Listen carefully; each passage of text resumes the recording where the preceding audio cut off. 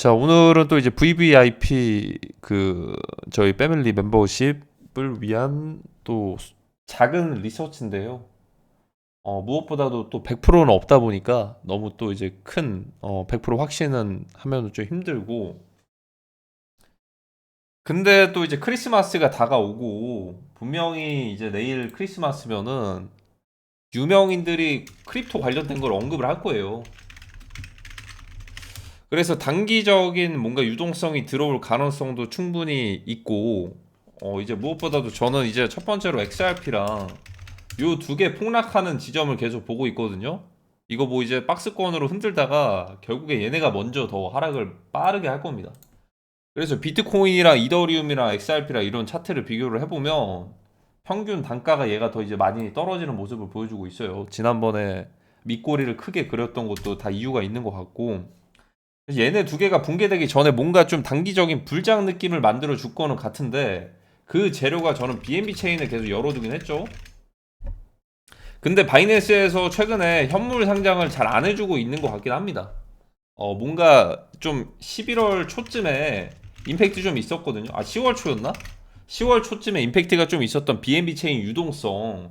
그게 솔직히 좀 그립기는 하네요. 왜냐하면 솔라나는 좀 이제 천천히 우직하게 가는 느낌이라면 BNB는 확실히 아시아권에서 장악을 하다 보니까 성격도 다들 빠르잖아요. 성격도 급하고. 그래서 펌프도 빠르고 덤프도 빠르기도 했다. 그래서 뭐 언젠가는 바이낸스에서 BNB 체인 민코인들을 상장을 해줄 가능성을 열어두고 있거든요. 창펑자오가 모든 유동성을 또 이제 흡수하는 시점. 근데 그거 되기 전에 뭔가 맛보기로 오늘은 그 한 개 정도를 좀 이제 리서치를 해볼 건데, 이거 시가총액이 매우 낮습니다. 근데 뭔가 뭔가 있는 것 같은 거기는 해요. 제가 예전부터 지켜봤거든요. 이 구아라는 건데요. 이게 아스터 거래소에서 거의 최초로 상장을 했어요. 아스터에서 스팟에서 상장을 하고 거래랑 이벤트도 하다가 결국에 최근에 빔 하나를 엄청 세게 이렇게 찍었거든요. 근데 이 현물 1달러 찍은 거는 조금 이거는 무시를 해도 될 것 같기도 하고, 왜냐면 선물에서는 1달러를 안 찍었으니까. 근데 이게 시가총액이 굉장히 낮습니다. 그러니까 이게 단계가 좀 빠르게 왔는데, 지난번에 이제 며칠 전에 이게 빔이 찍었던 게 바이낸스 선물 상장을 일요일에 했어요. 선물 상장. 야, 이거 보니까 일요일에 보통 선물 상장을 잘 안 하는데 뭐지? 일요일에 뭐 현물 상장 한 적도 있긴 하고 선물도 한 적 있긴 한데 주말에는 보통 잘 안 한단 말이죠. 근데 일요일에 기습적으로 해서 선물 상장 빔 중에서 세 가지 정도를 했어요. 하나는 ZKP랑 ZK 패스랑, 그리고 뭐 IUG였나? IUG? IR? 이거랑 구와 이거를 했는데 이게 유독 반응이 가장 높았습니다.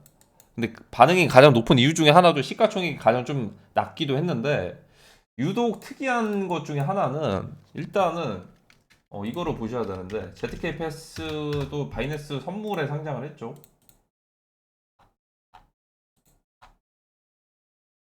자, 여기 보시면은 ZK 패스, ZKP도 이제 펌프 덤프가 뭐 이제 와리가를 많이 치고 있는데, 선물 가격 인덱스 추종을 하는 거래소들의 지표를 보시면 여기는 유독 이제 코인베이스의 현물 가격도 20% 정도를 참고를 한다라고 되어 있습니다. 그러니까 이제 바이낸스에서 선물 이 레퍼런스를 참고하는 거래소들은 그래도 좀 이제 바이낸스가 신뢰를 한다라고 보시면 될 것 같고, 예를 들어 이런 겁니다. 코인베이스에서 ZKP가 만약에 1달러예요. 그리고 쿠코인은 2달러야. MAXC도 2달러, 바이비트 2달러, 바이낸스 알파 덱스죠. 여기 2달러예요.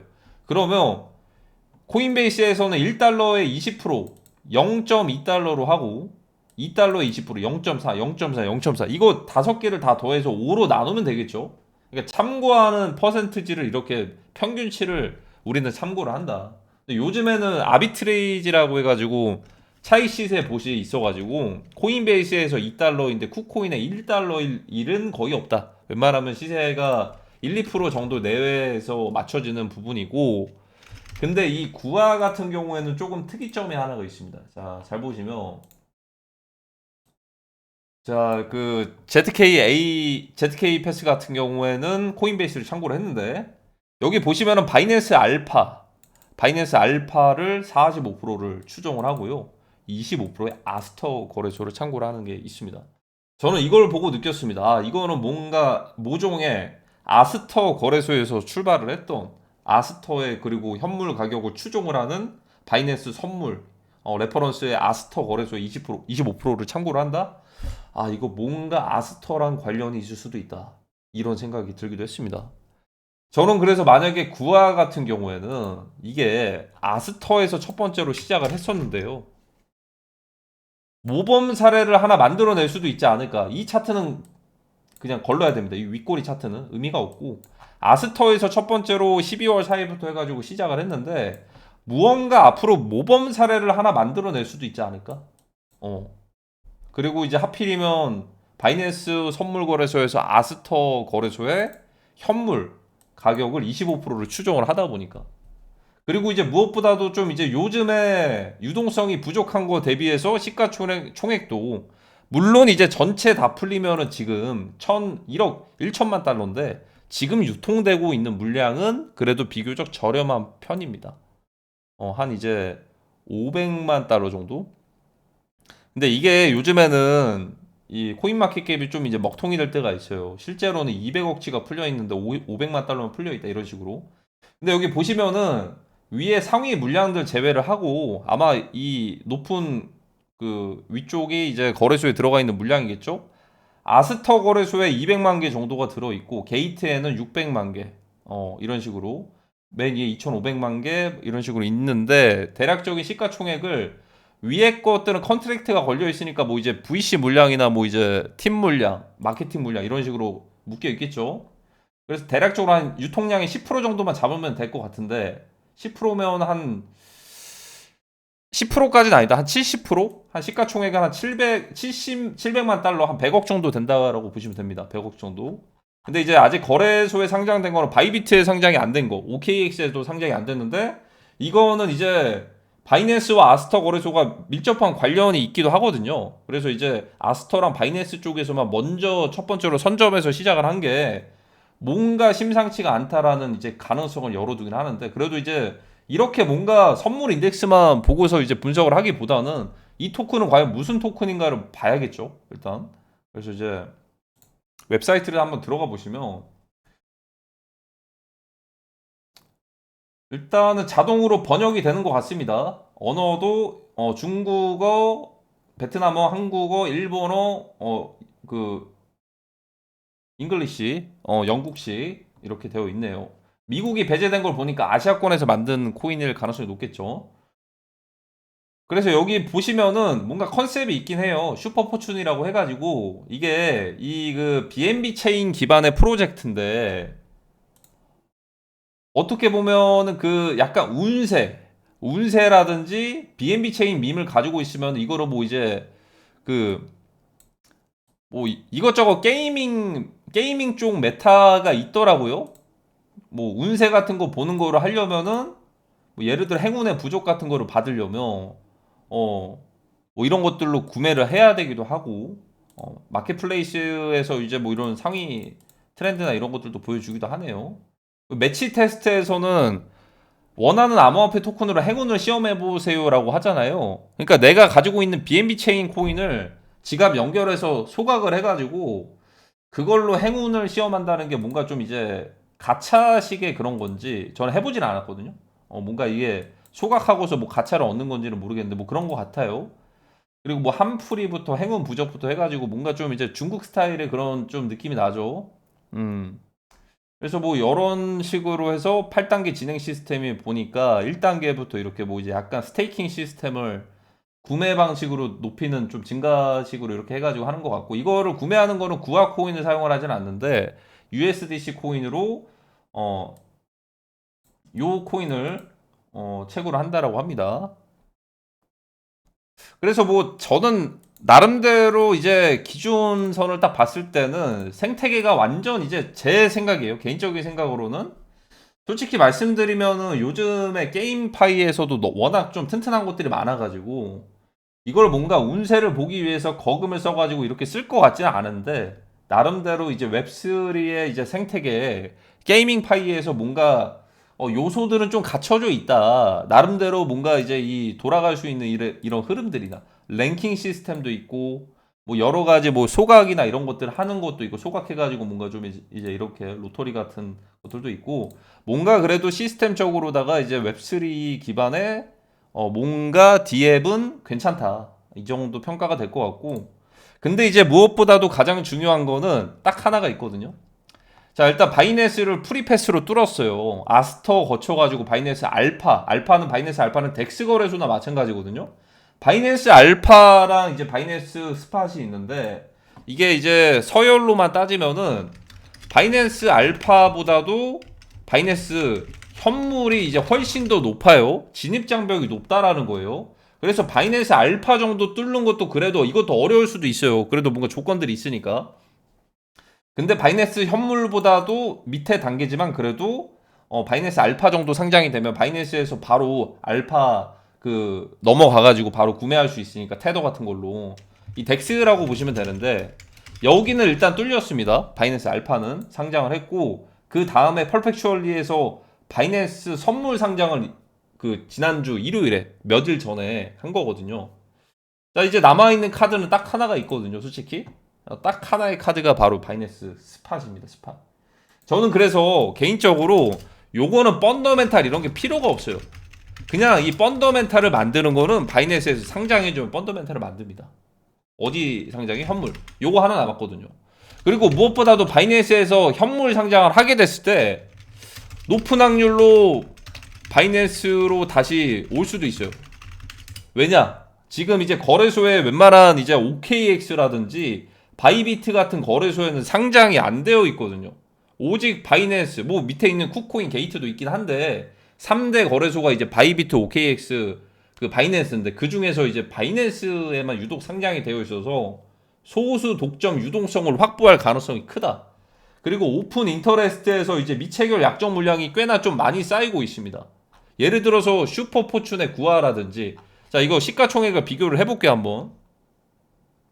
이게 무조건 맞다, 아니다, 그런 기준은 없어요, 오픈 인터레스트가. 근데 슈퍼포춘의 구하 같은 경우에는 시가총액이 지금 기록되어 있는 거는 510만 달러인데, 오픈 인터레스트 이제 선물 진입 포지션은 3.7만 달러입니다. 그리고 바이낸스에 동시에 상장을 했던 다른 것들을 보시면 IR도 이제 이것도 비교를 해볼게요. 바이낸스만 딱 비교를 해보겠습니다.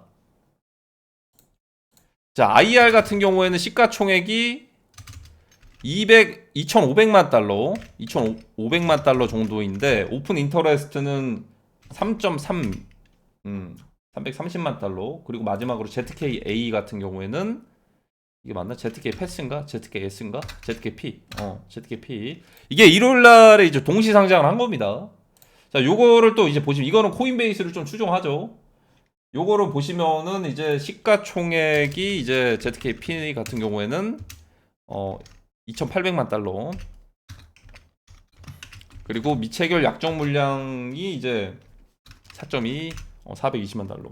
자, 이거를 딱 비교를 해보시면 시가총액이 낮은데 미체결 약정 물량이 높아요. 이거는 뭔가 롱 포지션 매집일 가능성이 높아요. 롱 포지션 매집. 그러니까 예를 들어서 원래 구하의 시가총액이 만약에 곱하기 5를 해버리면은 미체결 약정 물량도 어떻게 보면 비교적 5배까지는 아니겠지만 그래도 한 100만 달러 정도가 되어야 되는 게 이제 수치거든요. 근데 이제 시가총액으로만 따지면은 시총이 가장 낮은데 얘네랑 비등비등해요. 시가총액이랑 이게. 그러니까 시총이 웬만하면 높으면은 미체결 약정 물량도 같이 높은 게 일반적인 평균치입니다. 근데 이거는 시가총액이 낮은데 비교적 이렇게 높다라고 하는 거는 뭔가 인위적인 뭔가 포지션에 매집일 가능성도 있다. 그게 이제 시총이 낮으니까 더 떨어질 것도 없으니까 바닥에서 롱 포지션 올리기 전에 매집일 수도 있다. 이건 제 개인적인 생각입니다. 이게 100%가 아니에요. 그래서 이제 혹여나 만약에 BNB 체인의 밈에서 요 놈은 BNB 체인 기반이 아니거든요. 구하 같은 경우에는. 구하는 BNB 체인, 그게 아니에요. 뽀펌프 밈 출신이 아니에요. 그러니까 뽀펌프 밈 출신들은 뒤에 컨트랙트 주소에 뽀가 4개가 붙거나 앞쪽에 4개가 붙어요. 그래서 이거는 컨트랙트를 직접 발행해서 만든 것 같고, 그래서 이제 무엇보다도 지난번에 바이낸스에서 기습적으로 기글을 상장했을 때도 얘도 이제 뽀 밈 출신이 아닙니다. 그런데 지금 10월 초에 BNB 체인 밈들이 엄청난 유동성을 빨아 올렸기 때문에 이것들을 기대하는 사람들이 지금 많단 말이죠. 지금 창펑작으로 기다리는 사람들. 근데 그것들 언젠가 올 수 있다라고 저는 생각이 들거든요. 근데 그거 오기 전에 약간 한번 맛보기보다도 이쪽에 한번 역패턴이죠. 예를 들어 대다수의 사람들은 지금 뽀 밈 출신의 바이낸스 현물 상장을 기대하고 기다리고 있을 텐데 오히려 뽀 밈 출신이 아닌, 이거는 펌프펀이랑 비슷한 겁니다. BNB 기반의 민코인 생성 플랫폼. 이 구화를 만약에 혹여나 상장을 해주면은 약간의 바이낸스에서 유독 이제 주목을 받을 수도 있고, 바이낸스에만 상장이 됐으니까 OKX, 바이비트도 나중에 상장했죠. 나중에 상장할 수도 있고 안 할 수도 있는 거고. 그러니까 뭔가 좀 소수에서 집중하고 독점하기가 굉장히 수월하지 않을까, 포지션이. 특히나 거기다가 아스터까지도 같이 움직이면서, 아스터랑 같이, 이런 기대감, 리서치를 해봤습니다. 자, 근데 무엇보다도 이건 제가 접근하는 방식이고요. 코인 시장이나 주식 시장이나 자산 시장에서 100%라는 정답은 없습니다. 저도 뭐 바이낸스 현물 상장을 하면은 이걸 엄청난 펀더멘탈을 회복을 할 것이다를 기대를 하는 거지, 다른 게 다 필요가 없어요. 바이낸스 현물 상장 해준다면요. 이게 조건에 걸려요. 뭐 이거를 뭐 이런 그 구와 같은 슈퍼포춘 이 코인을 일론 머스크나 이쪽에서 뭐 언급해줄 것 같지는 않고, 뭐 예를 들어 바이낸스의 현물 상장 공지가 뜨는 순간 그 뒤에 창펑자오가 이거 리트윗 정도는 한번 해줄 수도 있겠죠. 이런 연계 정도는 생각을 하는데, 그냥 가장 먼저 첫 번째로 시작을 해야 되는 거는 이제 현물 상장이다. 현물 바이낸스 스팟, 그게 곧 이제 펀더멘탈을 만든다라고 생각이 들고. 자, 무엇보다도 근데 이제 중요한 게 있습니다. 저는 이 크리스마스 만약에 한다면 크리스마스 전후 오늘에서 내일이 저는 유일하다라고 보거든요. 왜냐면 지금 비트, 제가 전에 말씀드린 것처럼 추가적인 하락이 남아 있어요. 비트코인이랑 이제 얘네들은 좀 서브 옵션이고, 하이프랑 리플 코인이 추가 폭락이 남아 있거든요. 이거 오기 전에 뭔가 한번 단기 그 불장 느낌 나게 하려면은 바이낸스에서 기습 상장 해주는 거 말고는 없습니다. 만약에 혹여나 구하를 해주면은 대박이 나는 거고, 안 해주면 안 해줄 수도 있는 거예요. 안 해주고서 그냥 무난하게 하락할 때 다 같이 하락할 때 같이 하락할 수도 있어요. 저는 근데 일단은 메이저 코인 관점에서는 2차적인 하방을 보고 있고, 오늘 올려드린 멤버십 영상에서도 말씀드린 것처럼 두 가지를 보고 있어요. 이번에 하락이 마지막일 수도 있다. 78,000달러 선. 물론 플래시 크래시가 터지면은 떨어뜨렸다가 이렇게 올라올 수도 있겠는데, 회복하면서 이렇게 갈 수도 있겠지만, 예를 들어 공격적인 관점에서는 그냥 이제 그대로 밀고 갈 수도 있어요. 그대로 밀고. 오늘 말씀드린 것도 결국에는 하락한다는 관점이에요. 그러니까 보수적인 관점에서는 여기서 좀 하락이 끝나고 이렇게 해가지고 이제 한 10만 달러 이제 상단까지 이렇게 갔다가 그 뒤에 이렇게 하락을 하는 거 첫 번째인데, 근데 만약에 공격적인 관점으로 봤을 때는 그냥 이제 2차 하락 시작해가지고 큰 밑꼬리 하나 그리고 이렇게 박스권 돌다가 이렇게 요런 식으로 갈 수도 있어요. 요런 식으로 해서 이때는 반등을 5만 달러, 4만 5천 정도에서 7만 5천 요 정도까지 이렇게 갈 수도 있어요. 노란색으로 갈 수도 있고 초록색으로 갈 수도 있는데, 그냥 올해부터 내년까지는 결국 폭락한다로 보시면 됩니다. 상승 사이클의 조정인가? 절대 아니에요. 절대 아니에요. 이미 시즌은 끝났습니다. 이미 시즌은 끝났고, 그 시즌이라고 하는 게 비트코인이 무한 상승 사이클 연장하면서 이런 것들이 있죠. 제가 무조건 하방만 보는 거 아니거든요. 그 본크 코인 처음 나올 때부터 시작을 해서 상승 사이클 되기 전부터 저는 불장 올 것 같은 불장 올 것 같다고 얘기를 합니다. 소신껏. 뭐 그게 뭐 정답이 되지 않을 수도 있겠지만, 그래서 그 시점이 될 때는 제가 말씀을 드릴 건데, 예전에 그러니까 워낙 또 갑자기 유입되는 사람들이 뭐 이제 이상 뭐 빅쇼트만 보냐 이렇게 보시는 분들도 있어가지고, 이렇게 보시면은 날짜 순으로 보시면 이 불장 오기 전에 이렇게 얘기 2년 전 불장 사이클 오기 전에 이렇게 얘기 드렸어요. 불장일 것 같을 때는 불장일 것 같다라고 얘기를 드리니까, 저는 지금은 그냥 시즌이 완전 종료될 것 같다. 완전 종료까지는 아니겠죠. 그러니까 이제 다음 사이클 있겠죠. 다음 그 슈퍼 사이클이 2028년이나 29년쯤에 가는 거고, 지금의 비트코인의 정고점을 돌파를 하는 그런 사이클을 말을 하는 거예요.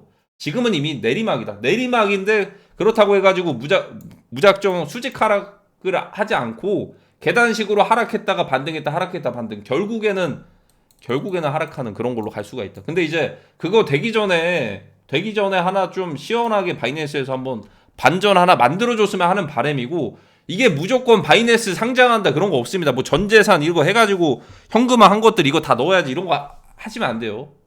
절대로. 근데 만약에 바이낸스 상장 공지가 딱 뜬다, 모니터링 하다가 뜨면은 좋다. 저는 그런 생각이 듭니다. 만약에 바이낸스 상장 뜨면은 좋다.